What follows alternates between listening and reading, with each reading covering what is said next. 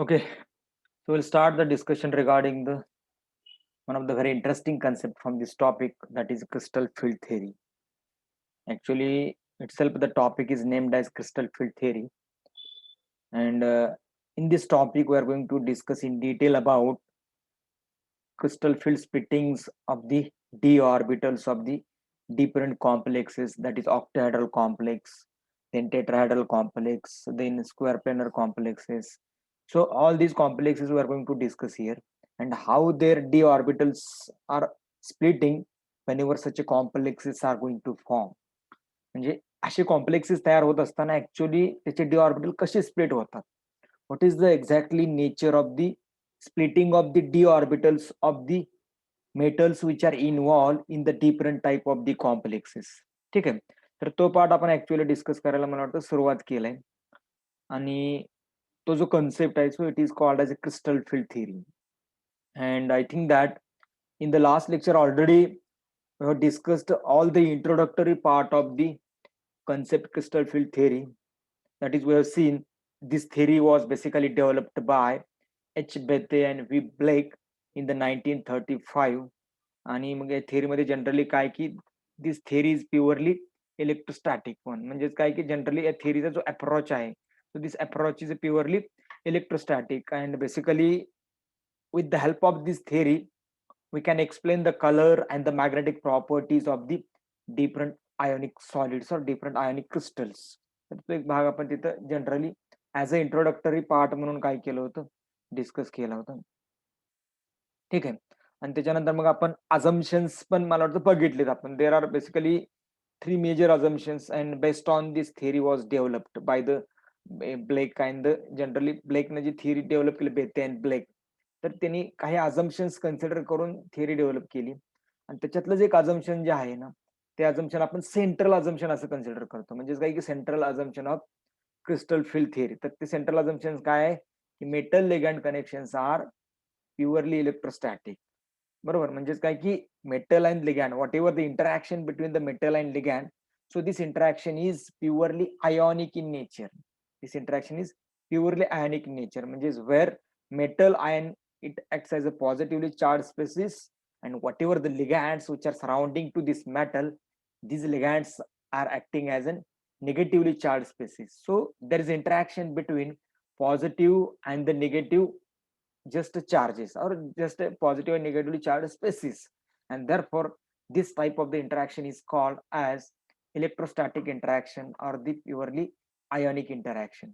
ठीक आहे, तर बेसिकली तो पण पार्ट जो आहे तोही आपण डिस्कस केला.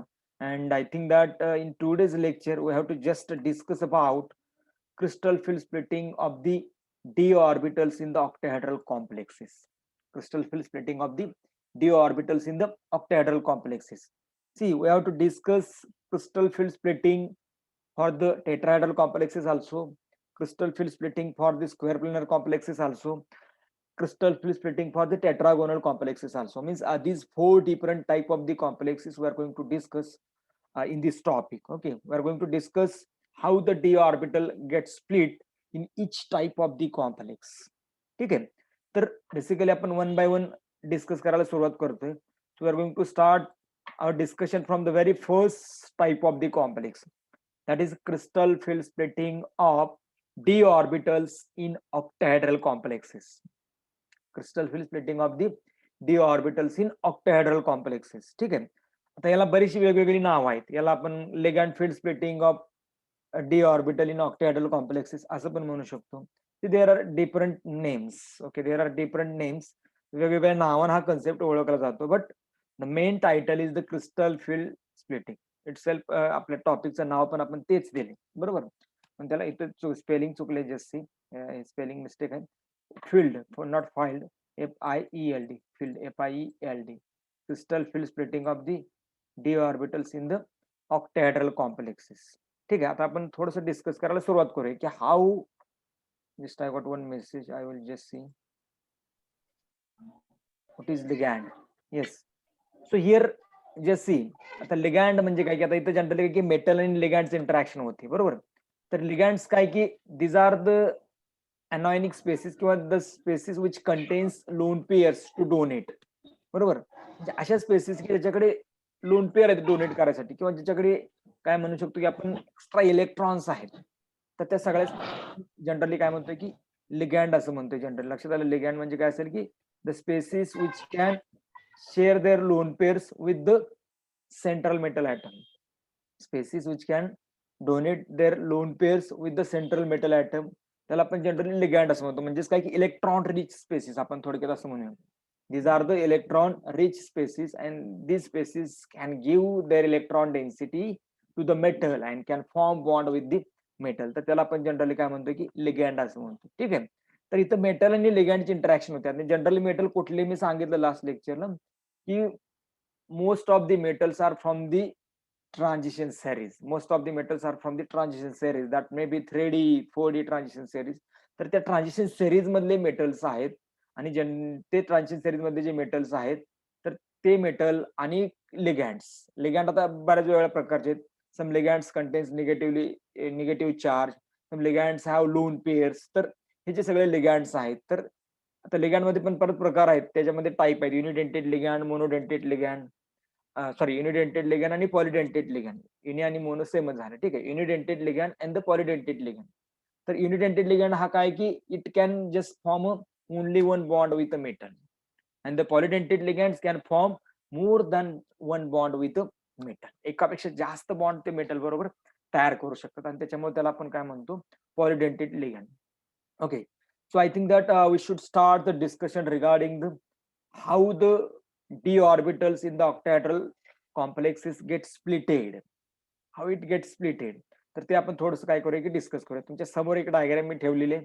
तर इथं पहिल्यांदा काय दाखवले बघा, there is a metal and the metal contains D orbital. आता पहिलं हे समजून घ्या, कुठं आहे ते डी ऑर्बिटल, कुठं आहे ते, where exactly D orbitals are located.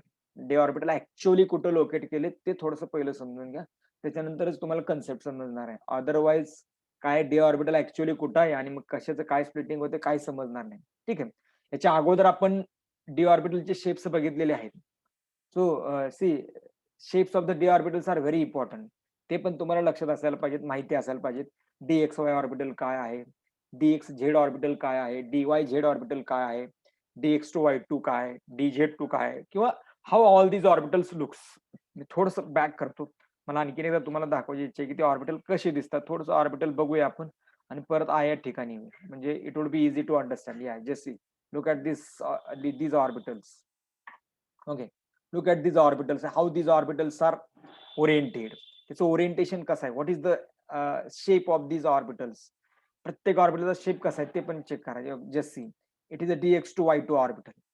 So dx to y2 orbital काय, this orbital or the lobes of these orbitals are along the x and y axis, along the x and y axis. So dz2 काय असेल की the lobe dz2 काय, तर याचे जे lobes आहेत ते z ऍक्सिस वरती आहेत. Now just go dxy, then dxz आणि dyz. ओके, तर हे तीन ऑर्बिटल जे आहेत ते काय, their lobes are not along the axis but their lobes are in between the axis. तर त्याचे जे लोब्स आहेत ते ऍक्सिसच्या मध्ये आहेत कुठेतरी, अलॉंग द ऍक्सिस नाहीयेत. म्हणजे हे एवढं समजून घ्या की जे ऑर्बिटल्स आहेत, म्हणजे हे खालचा जो सेट आहे, हा खालचा इथून खालचा जो सेट आहे त्याला आपण T2G असं म्हणतो, बरोबर आहे ना, T2G. ठीक आहे. आणि वरचा जो सेट आहे त्याला आपण EG ऑर्बिटल असं म्हणतो. तर गिराड, ई मीन्स जी मीन्स गिराड आहे, बरोबर आहे की नाही, टी मीन्स ट्रिपली, बरोबर आहे, आणि ट्रिपली डिजनरेट, आणि ई मीन्स डबली डिजनरेट असं त्याचा अर्थ आहे. गिराड याचा अर्थ काय की सेंटर ऑफ सिमेट्री त्याला म्हणतो आपण. सेंटर ऑफ सिमेट्री म्हणजे काय की एक सेंटर आहे, आणि जर तुम्ही 360 मध्ये जर एखादे मॉलिक्युल फिरवला तर तो परत तसाच दिसतो तुम्हाला. तर त्याला आपण काय म्हणतो की सेंटर ऑफ सिमेट्री. किंवा 180 मध्ये जर तो मॉलिक्युल फिरवला तर तुम्हाला जसा आहे तसाच मॉलिक्युलचा अपीअरन्स किंवा त्याचं स्ट्रक्चर दिसेल. ते झाली सेंटर ऑफ सिमेट्री, म्हणून तिथे जी वापरलेलं आहे. ठीक आहे, गिराड, त्याला गिराड असं म्हणतो आपण. ई म्हणजे डबली डिजनरेट, म्हणजे दोन वेगवेगळे ऑर्बिटल जे आहे ते एका एनर्जी लेवल आहे, त्यामुळे त्याला डबली डिजनरेट म्हणतात. आणि टी म्हणजे ट्रिपली डिजनरेट, म्हणजे की ते तीन ऑर्बिटल जे आहे ते एका एनर्जी लेवल आहे. ठीक आहे. So this is about the shapes of the different orbitals. फक्त मी ओव्हरलुक करून घेतला आपल्याला, कारण आता डिस्कस करायचं आहे ऑक्टॅहेड्रल स्प्लिटिंग. ठीक आहे, जस्ट लुक दिस डायग्राम. तर इथून आपण ऍक्च्युअली सुरुवात करूया. याच्यातलं ही जी पहिली इमेज आहे, ही जी दाखवलेली आहे, it plays very important part as far as discussion of the splitting of octahedral complex. याचा एक खूप महत्वाचा रोल आहे. ऍक्च्युली इथं तुम्हाला प्रोसेस समजणार आहे की how the D orbitals are going to split. ते ऑर्बिटल ऍक्च्युली कसं स्प्लिट व्हायला लागले आणि when the D orbitals split their degeneracy. Degeneracy शब्दाचा अर्थ पण मी सांगितला. डिजनरसी म्हणजे काय की when all the D orbitals are at same energy level. म्हणजे 5 बॉक्स जर तुम्ही ओळीने एकत्र काढली तर what we can say that all the orbitals are degenerate one. All the orbitals are degenerate one because all the orbitals are at same energy level. आणि आपण काय सांगतो की during the formation of complex this degeneracy of d orbital gets splitted. This degeneracy of d orbital gets splitted. ती degeneracy split होते. म्हणजेच काय की आपण 5 बॉक्स एकत्र काढायच्या ऐवजी 2 खाली 3 वरती किंवा 3 वरती 2 खाली असं काहीतरी करतो. ठीक आहे. तर त्याला आपण काय म्हणतो की splitting of degeneracy of d orbitals. Splitting of degeneracy of d orbitals in octahedral complex असं पण त्या कन्सेप्टला म्हटलं जातं किंवा crystal field splitting of d orbitals in octahedral complexes. ठीक आहे. So now we'll just start our discussion from this point, that is metal. So we have initially metal which is isolated and which is in the gaseous state. Consider there is one metal atom we have. Suppose we have one metal atom, it is at the center or it will be just acts as a center in the molecule, no doubt. त्या complex मध्ये तो centre म्हणून काम करणार आहे. ठीक आहे. आता आपण सुरुवातीला समजूया की we have one metal which is not involve in the complex. Complex मध्ये इन्व्हॉल्व नाही असा एक मेटल आहे आपल्याकडे. And this metal is in isolated state and it is in the gaseous state. Isolated म्हणजे तो एकटाच आहे आणि तो गॅसियस स्टेट मध्ये. तर या कंडिशन मध्ये काय असतं बघा, whatever the D orbital present in this metal it is a degenerate one. It is degenerate one म्हणजेच काय की all the 5 D orbitals are at the same energy level. All the 5 d orbitals are at the same energy level. म्हणून आपण ते सांगितलं. Later on when ligands approaching towards the metal. Later on when ligands approaching towards the metal, इथे एक circle दाखवलं बघा. हे circle दाखवल्याचा अर्थ काय? Ligands are just coming towards the metal. Ligand मेटलकडे यायला लागले. आता आपण ऑक्टॅहेड्रल कॉम्प्लेक्स डिस्कस करतो, त्याच्यामुळे आपल्याला ऑक्टॅहेड्रल कॉम्प्लेक्स काय आहे ते पण माहित असायला पाहिजे. तर ऑक्टॅहेड्रल कॉम्प्लेक्स जनरली कसं असतं, तर हा जे 6 लिगँड असतात ऑक्टॅहेड्रल कॉम्प्लेक्स मध्ये. तर आपण कसं काढतो ऑक्टॅहेड्रल कॉम्प्लेक्स, जस्ट ठीक आहे. तर ऑक्टॅहेड्रल कॉम्प्लेक्स मध्ये जे 6 लिगँड्स आहेत, तर ते 6 लिगँड आपण बेसिकली कसं काढतो, तर काय आहे की generally we are just drawing just 1 minute. What is happening?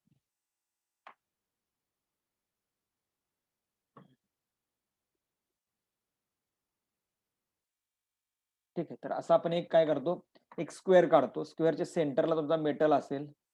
4 ligands are in the plane. 4 ligands are in the plane and the 2 ligands are out of the plane. म्हणजे one ligand is above the plane, another ligand is below the plane or below the surface. ठीक आहे. तर असं आपण ऑक्टॅहेड्रल complex काढतो. ठीक आहे. आणि जनरली बघा ऑक्टॅहेड्रल कॉम्प्लेक्स मध्ये काय होतं बघा, ligands are approaching towards the metal through the axis. Ligands are approaching towards the metal through the x, y and z axis. म्हणजे x, y आणि z हे जे 3 ऍक्सिस आहे, तिन्ही ऍक्सिस वरून 6 लिगँड काय होतात की त्या मेटलकडे येतात. Ligands are approaching towards the metal through the axis. आता सुरुवातीला बघा मेटल हा एकटा असताना त्याच्यातलं जे डी ऑर्बिटल आहे ते डी जनरेट असताना ग्राउंड स्टेटला असतं. म्हणजे इथं दाखवलं बघा, just see this diagram. D orbitals they are in the ground state. हे 5 दाखवले. ऍक्च्युअली तुम्ही असंही दाखवू शकता, अजून वेगळ्या पद्धतीने दाखवू शकता. त्याच्या पुढे आहेत वेगवेगळ्या पद्धती कुठल्या आहेत की तुम्हाला डायग्राम जर म्हणजे ड्रॉ करायचे असेल पेपरमध्ये, तर तुम्ही वेगवेगळ्या पद्धतीने कसं ड्रॉ करू शकता, असं पण ड्रॉ करू शकता. आणखीन काय टेक्निक्स आहेत ते पण मी दाखवतो. आता याच्यामध्ये बघा dx2y2, dz2, dxy, dxz, dyz, all these orbitals are degenerate. They are at the same energy level. कधी when metal is isolated, when metal is in the gaseous state, when metal is not involved in the formation of complex. म्हणजे metal ज्यावेळेस complex फॉर्मला involve नाही झालेला, तो isolated आहे, त्यावेळेस त्याच्यामध्ये D orbital हे डिजनरेट असतात. त्याच्यानंतर तो मेटल आता रिएक्शन मध्ये भाग घ्यायला लागला. रिएक्शन मध्ये भाग घ्यायला लागला म्हणजे काय, metal is now going to react with ligand. 6 ligand आहेत, 6 लिगँड बरोबर तो रिएक्ट व्हायला लागला. त्यावेळेस काय झालं, 6 ligands are approaching towards the metal. बघा इथे 6 लिगँड काय झाले, हे मेटलच्या भोवती आलेत नुसते, अजून त्यांनी बॉन्ड तयार करायचंय. 6 ligands are approaching towards the metal from the 6 different sides. 6 वेगवेगळ्या बाजूने 6 लिगँड त्या मेटलकडे यायला लागले. म्हणजे through the 3 axis, that is x, y and the Z. 3 axis वरून 6 लिगँड ऍक्च्युअली येत आहेत. एका ऍक्सिस वरून 2 येतात, एक खालून आणि एक वरतून. किंवा दोन साइडून दोन येतात बरोबर. त्याच्यामुळे काय की टोटल 3 ऍक्सिस वरती 6 लिगॅंड तिथं अप्रोच होतात. ठीक आहे. आता पुढं नंतर मग काय झालं बघा, as the ligands are approaching towards the metal, ligand मेटलच्या जवळ आल्यानंतर एका विशिष्ट एरियामध्ये आल्यानंतर काय होईल, ligands will form a spherical or ligands will form a sphere with around to the metal. Ligands will form a sphere around to the metal. तर मेटलच्या भोवती लिगॅंड काय करतील, मग एक असं स्पियर तयार करतील. म्हणजे थोडक्यात त्यांनी काय केलं, हा सेंटरला लिगॅंड आहे, सॉरी मेटल आहे, आणि मग हे 6 लिगॅंड तिथं आले. 5 माझ्या हातात 5 बोट आहेत, नो डाऊट, कन्सिडर 6. हे 6 लिगॅंड तिथं आले, त्यांनी मग असा एक स्पियर तयार केला. म्हणजे त्यांनी त्याच्या भोवती काय एक राऊंड तयार केला. अजून ते रिॲक्ट व्हायचे ना, पण ते जवळ आले तर रिॲक्ट व्हायला. तर या कंडिशन मध्ये काय होतं बघा, मेटलच्या डी ऑर्बिटल मध्ये फरक पडायला सुरुवात होते. फरक पडायला सुरुवात होते म्हणजे तिथं लगेच ते स्प्लिट होत नाहीत, बट एनर्जी लेवल और average energy of the D orbitals will get increases when ligands will form a sphere around to the metal. म्हणजे त्याला काय म्हणतो, स्पेरिकल क्रिस्टल फील्ड म्हणतो. Average energy of the D orbitals in spherical crystal field will get increases. म्हणजे बघा इथं सुरुवातीला D orbital इथं दाखवलं होतं, आता डी ऑर्बिटल इथं दाखवलं, थोडंसं वरती दाखवलं. का थोडंसं वरती दाखवलं डी ऑर्बिटल, म्हणजे हे 5च्या 5 म्हणजे dx2y2 dz2 dxy dxz dyz, all the 5 orbitals will just lift up. थोडंसं काय त्याची एनर्जी लेवल थोडीशी वाढते. म्हणजे initially they are here okay, और I will show you here.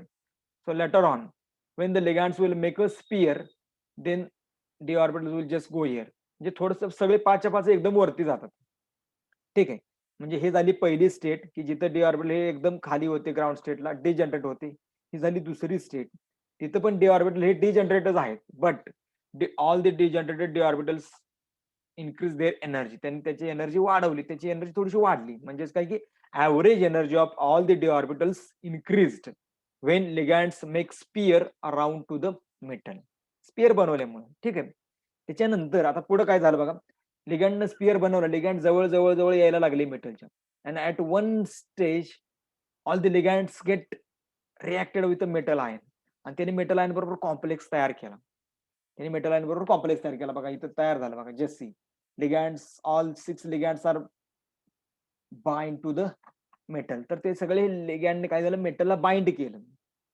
सगळ्या लिगॅंडने मेटलला काय केलं, बाइंड केलं. मग आता मात्र काय झालं बघा, ज्या वेळेस सगळे लिगॅंड मेटलला बाउंड करतात, इन दिस कंडिशन और in this state D orbital of the metal get splitted. तर ते मेटलचं जे डी ऑर्बिटल आहे ते स्प्लिट होतं. म्हणजेच काय की degeneracy of the D orbital of the metal get splitted. म्हणजेच काय की 2 आणि 3 म्हणजे 2 असे काय होतात की त्याचे एनर्जी स्टेट तयार होतात. म्हणजे 3 orbitals are at in one state and remaining 2 orbitals will go to another state. आणि इथं बघा जनरली मग काय होतं, इथं जे स्प्लिटिंग होतं ऑक्टॅहेड्रल कॉम्प्लेक्स मध्ये, तर ते कसं होतं बघा, dxy dxz and dyz, it is called as a T2G orbital. So T2G orbital just it goes below the barycenter, and dx2 y2 and dz2 orbitals will go above the barycenter. म्हणजे ह्याच्यात बघा splitting झालं. आता इथं बॅरिसेंटर हा काय point आहे तो पण महत्वाचा आहे. तर बॅरिसेंटर जनरली काय की याला आपण काय म्हणतो की average energy level when, average energy level म्हणजे कुठले बघा की when the ligands are making sphere around the metal at that time, whatever the average energy level of all the D orbitals is called as a barycentre. म्हणजे बघा ही जी energy level आहे, ही energy level, तर याला आपण barycentre असं म्हणतो. It is called as a barycentre. म्हणजेच काय की when ligands are making sphere around to the metal, so at that time whatever the average energy level of d orbital is called as a barycenter. म्हणजे एकदम simple आहे. बॅरिसेंटरची जी definition आहे किंवा बॅरिसेंटर कसं define करायचं, मला वाटतं त्याच्या संदर्भातलं फार काय तुम्हाला वेगळं याच्यात सांगावं लागणार नाही की ऍक्च्युअली बॅरिसेंटर जे आहे तर ते बॅरिसेंटर काय बेसिकली प्रकार आहे. ठीक आहे. तर एवढं त्याचं एक मेन जी थीम आहे, म्हणजेच काय की when ligands making a spherical field around to the metal, then all the d orbitals are in a degenerate state. आणि त्याची जी काही डिजनरेट स्टेट मधली ऍव्हरेज एनर्जी आहे त्याला आपण काय म्हणतो की बॅरिसेंटर असं म्हणतो. म्हणजेच काय की average D orbital energy in a spherical field, average D orbital energy in a spherical field, म्हणजे इथं असं जे स्पेरिकल फील्ड तयार केलंय यावेळेस ह्या मेटलच्या डी ऑर्बिटलची जी ऍव्हरेज एनर्जी आहे तर त्याला आपण बॅरिसेंटर असं म्हणतो. म्हणजे सेंटरला आहे. ठीक आहे. आता ऑक्टेहेड्रल स्प्लिटिंग मध्ये बेसिकली काय होतं बघा, ते आपण इथं थोडंसं डिस्कस करतो. ऑक्टॅहेड्रल स्प्लिटिंग मध्ये काय झाले, तर when ligands bind to the metal, हे बघा 6 लिगँड इथं बाइंड झाले मेटल, आणि मग याच्यातला जो डी ऑर्बिटल आहे मेटल मधला तो स्प्लिट झाला. आणि स्प्लिट होताना कसं झाला, 3+2 म्हणजे 3 ऑर्बिटल एका एनर्जी लेवलला, राहिलेले 2 ऑर्बिटल दुसऱ्या एनर्जी लेवल. ठीक आहे. तर याच्यातले जे 3 ऑर्बिटल आहेत, so it goes to the lower energy level, DXY, DXZ and DYZ. These 3 orbital goes to the lower energy level, and DX2, Y2 and DZ2, these remain 2 orbitals goes to the higher energy level as compared to the barycenter. As compared to the barycenter, म्हणजे barycenterच्या lower energy level DXY, DXZ आणि DYZ गेले, आणि barycenterच्या वरती DX2, DZ2 गेले. आता परत question, why this is as such, म्हणजे हे असं का होतं, प्रश्नच आहे ना. मग DX2, Y2 आणि DZ2 वर का गेला, आणि DXY, DXZ आणि DYZ हे का खाली राहिले? What could be the reason behind this? कोण सांगू शकेल? Anyone please? कोणाला सांगता येईल असं का झालं असेल? DX2, Y2 आणि DZ2 वरती गेले, बॅरिसेंटरच्या वरती गेले. बॅरिसेंटर म्हणजे तुम्ही याला एक समजा बघा, average energy level, average energy लेवलची एक सेंटर लाईन आहे. ठीक आहे. म्हणजे ज्यावेळेस स्प्लिटिंग होतं त्यावेळेस जनरली म्हणजे ही एनर्जी लेवल, म्हणजे थोडक्यात काय की ज्यावेळेस लिगँडनं त्याला राऊंड केला मेटलला, आणि त्यावेळेस जे डी ऑर्बिटलची एनर्जी लेवल वाढली ना, ती बॅरी सेंटर म्हणतो आपण, आणि ती सेंटर असते ऍक्च्युली. आणि त्याच्या वरती आणि त्याच्या खाली असं ऑर्बिटलचं स्प्लिटिंग होतं. बरोबर. आता इथं बघितलं आपण DXY, DXZ, DYZ, it goes below to the barycentre. DX2, Y2 आणि DZ2 it goes about to the barycentre. तर ते बॅरी सेंटरच्या वरती गेले. ठीक आहे. म्हणून आपण त्याला काय म्हणतो की T2G it is below the barycentre, आणि EG orbitals are above the barycentre. आता माझा प्रश्न काय आहे की why DX2, Y2 and DZ2 orbitals goes above the barycenter, or why their energy is more than the barycenter, and why the DXY, DXZ and DYZ orbitals shows their energies below the barycenter. म्हणजे इथं कसं होतं बघा, 5 orbital जे आपण एकत्र काढत होतो ते 3 इथं बसले आणि 2 ऑर्बिटल इथं आले, म्हणजे 3ची एनर्जी कमी झाली बॅरिसेंटर पेक्षा, आणि 2ची एनर्जी बॅरिसेंटर पेक्षा वाढली. काय सांगता येईल? काय रिझन असेल याच्या पाठीमागचं? काय To reason? attain stability. To attain stability, no doubt. It is to attain the stability, no doubt. म्हणजे हे सगळं कशासाठी झालं, तर स्टॅबिलिटी करण्यासाठी झालं. मी आणखीन एक प्रश्न काय विचारले, वाय, म्हणजे DXY आणि DXZ किंवा DYZ हे वरती का गेले नाहीत, आणि DX2, Y2 आणि DZ2 हे खाली का आले नाहीत? उलट का झालं नाही? आता जे तुम्हाला जी केस तुमच्या समोर दिसते ना, त्याच्या उलट का झालं नाही? येस, का झालं नसेल? काय बघा, आठवते काय, लक्षात येते का? 11वी-12वी कुठेतरी झालं असेल. येस, काय सांगता येईल? म्हणजे बघा, हे अराउंड -0.4 डेल्टा ओ एवढं झालं, आणि हे +0.6 डेल्टा ओ. तुम्ही म्हणता डेल्टा ओ काय? सो यातला डेल्टा जो आहे तो काय इंडिकेट करतो? Crystal field stabilisation energy. Delta जो दाखवलाय, it is a crystal field stabilisation energy, आणि O which is at the subscript indicates that octahedral field, crystal field stabilization energy for the octahedral field. म्हणजे काय की these are the parameters to determine the crystal field stabilization energy. याला आणखीन एक parameter आहे, तो म्हणजे 10 DQ व्हॅल्यू, 10 DQ. तर हा एक पॅरामीटर आहे. तर दोन्हीपैकी कुठलाही पॅरामीटर जो आहे तर तो तुम्ही जनरली काय करू शकता, यूज करू शकता. ठीक आहे. 10 DQ व्हॅल्यू, किंवा काय असेल की, just 1 minute, okay, no doubt.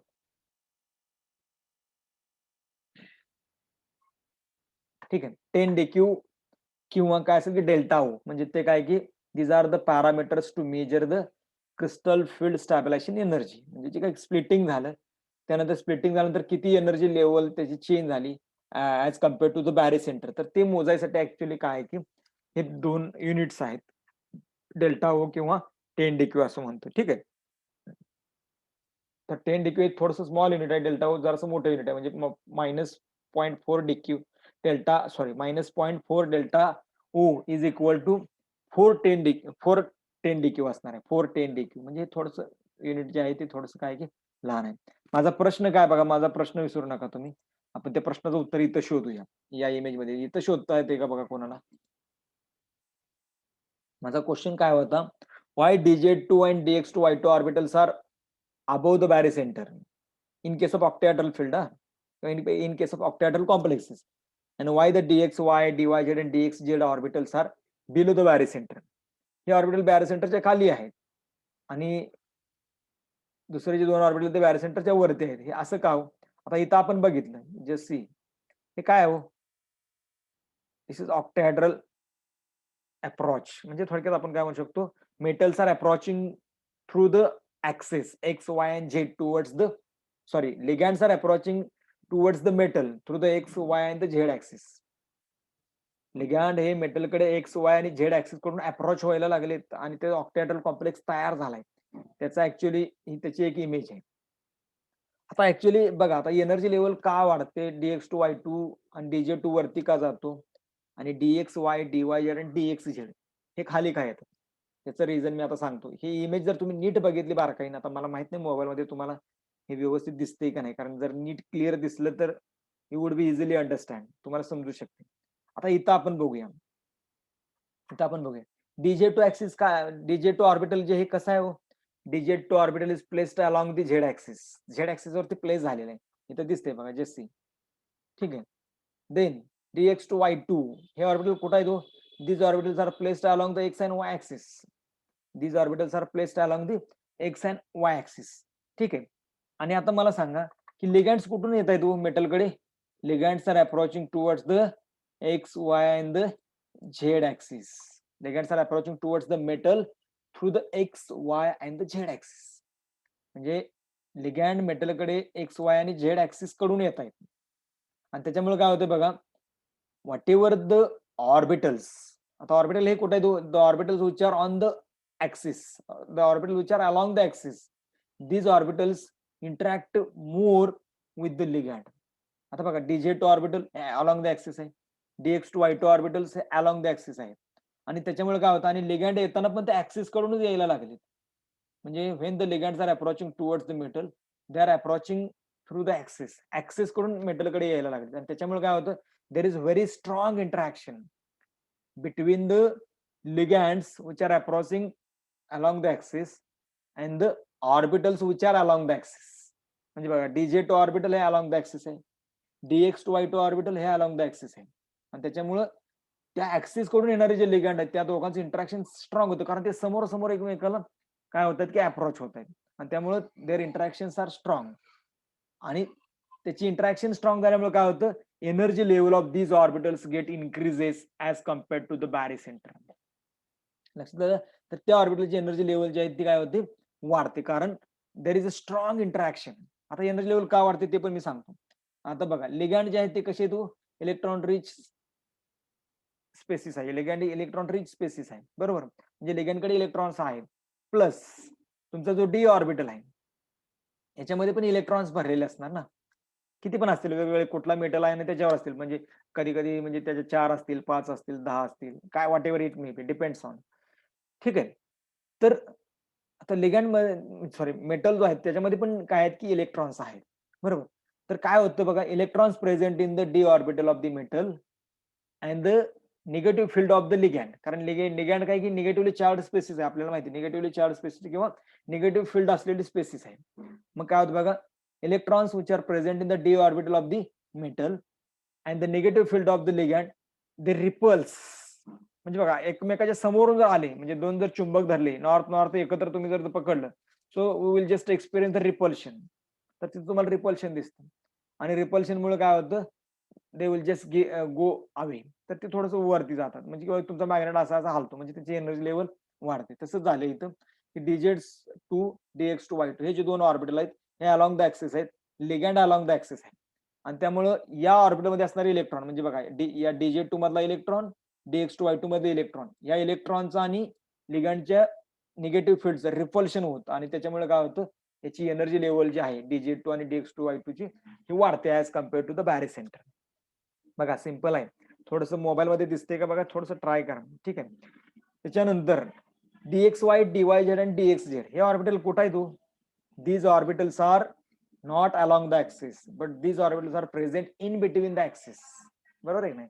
dx y dy z dx z. So these orbitals are present in between the axis. आणि त्याच्यामुळे काय होतं, there is not much stronger interaction between this dxy dyz dxz orbitals and the लिगँड्स.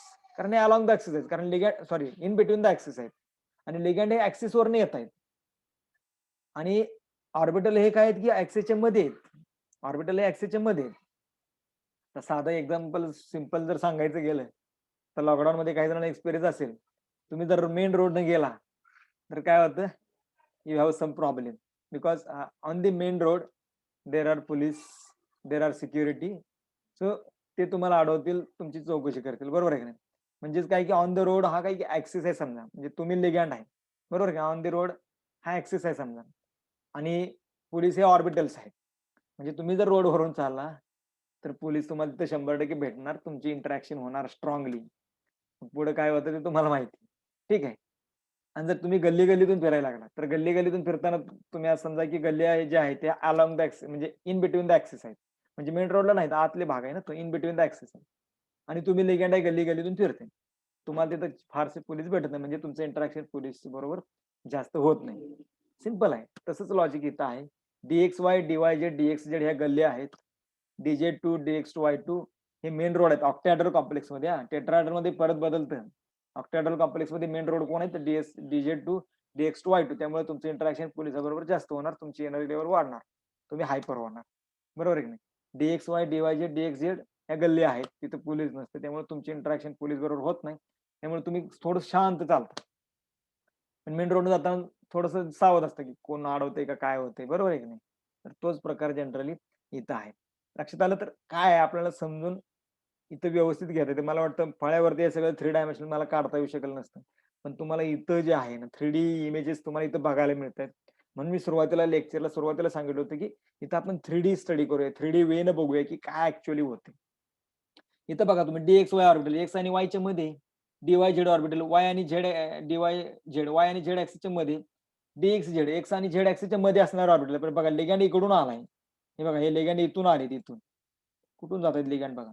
हे direct त्या ऑर्बिटलला जास्त interact करत नाहीत. इकडे पण बघा, म्हणजे बघा एका दुसरा होते, पण डायरेक्ट जास्त इंटरॅक्शन काय लिगँडची या ऑर्बिटल बरोबर होत नाही. पण इथं बघा हा लिगँड आहे, हा लिगँड आहे, इकडून हा असा आलेला हा लिगँड आहे, म्हणजे डायरेक्ट इंटरॅक्शन. dz2 ला हे डायरेक्ट इंटरॅक्शन लिगँडची, आणि त्यामुळे त्याची एनर्जी लेवल जास्त. आणि dxy dyz dxz हे जे ऑर्बिटल आहेत त्याची जी एनर्जी लेवल आहे तर ती बेसिकली काय की कमी. का? तर d orbitals are not pointing directly at x axis or at axis. म्हणजे इथं बघा डी ऑर्बिटल हे डायरेक्टली पॉइंटिंग होत नाहीत, पण इथं d orbitals are directly pointing to the काय असेल की लिगँड्स. ठीक आहे. तर तो त्या दोघांमधला असणारा जो मेन फरक आहे तर ती मेन थीम आहे. आता तुम्हाला ही जी डायग्राम आहे ती कशी वेगवेगळ्या पद्धतीने तुम्ही रिप्रेझेंट करू शकताय बघा. So this is a one way to represent splitting of the octahedral complexes. आता आपण इथं कुठलंही एक्झाम्पल घेतलेलं नाही, त्याच्यामुळे त्याच्यामध्ये इलेक्ट्रॉन वगैरे आपण भरलेले नाहीयेत. ते आपण स्टडी करणार आहे. क्रिस्टल फील्ड स्टॅबिलायझेशन एनर्जी जी आहे वेगवेगळ्या कॉम्प्लेक्सची काढताना ते आपण बघूया की त्याच्यामध्ये ऍक्च्युअली इलेक्ट्रॉन फिल करायचे आणि मग एनर्जी कॅल्क्युलेट करायची. तो भाग मी नंतर घेणार आहे. आता आपण फक्त एवढं समजून घेऊया. ठीक आहे. हा या वेनं पण तुम्ही करू शकताय. पाठीमाग जो वे दाखवला मी, हा एक वे आहे, याच्यानं पण तुम्ही करू शकताय. Just then this is another way. So you could use this way because it is very simple. Circle काढायला तुम्हाला वेळ लागतो. Rather to draw the circles you can just draw such 5 lines which will be indicate 5d orbitals. They are at the degenerate state. Then spherical round तयार केला का पुढे त्याची energy level वाढली, पण सगळे एकत्रच आहेत. म्हणजे ठीक आहे. आणि त्याच्यानंतर मग ऍक्च्युअली मेटल आणि लिगँडचं इंटरॅक्शन झालं, बॉन्ड तयार झाला, आणि मग Eg आणि T2G असे स्प्लिटिंग झालं 0.4 डेल्टा ओ आणि 0.6 डेल्टा ओ. बरोबर. म्हणजे T2G आणि Eg मध्ये स्प्लिटिंग झालं. आणि ऍक्च्युअली त्याला एक फॉर्म्युला आहे, आपण ते क्रिस्टल फील्ड स्टॅबिलायझेशन एनर्जी वेळेस ते डिस्कशन करूया. ठीक आहे. तर मला वाटतं आपल्याकडे 2 मिनिट आहेत. If you have any doubt, any problem, if you want ask anything you may ask your question. आणि मग पुढच्या लेक्चरला आपण काय करूया की will discuss the crystal field splitting in the D orbitals of tetrahedral complexes. आता ऑक्टॅहेड्रल complex आहे. आता मग वाटलंच तुमच्याकडे वेळ असेल मी पीपीटी शेअर करतो, तुम्ही त्याच्यानंतर व्यवस्थित नीट बघा. तुमच्याकडे नोट्स पण आहेत, त्याच्यामध्ये मला वाटतं या पद्धतीचे जे इमेजेस आहेत तर त्या मी काढलेले आहेत. ठीक आहे. तर अशा प्रकारचे कॉम्प्लेक्स कुठले आहेत? कोबाल्ट 3 जे कॉम्प्लेक्सेस आहेत, टिटॅनियम आणि वॉटर बरोबर असणारे जे कॉम्प्लेक्सेस आहेत, ज्याच्यामध्ये 6 लिगँड इन्व्हॉल्व आहेत. तर ते सगळे काय आहेत ऑक्टॅहेड्रल कॉम्प्लेक्सचे प्रकार आहेत. ठीक आहे. So I think that this point we'll discuss in the next lecture. That is the crystal splitting in the tetrahedral complexes. We have 1 minute. We have still 1 minute. If you have any doubt, any question, you may raise your question.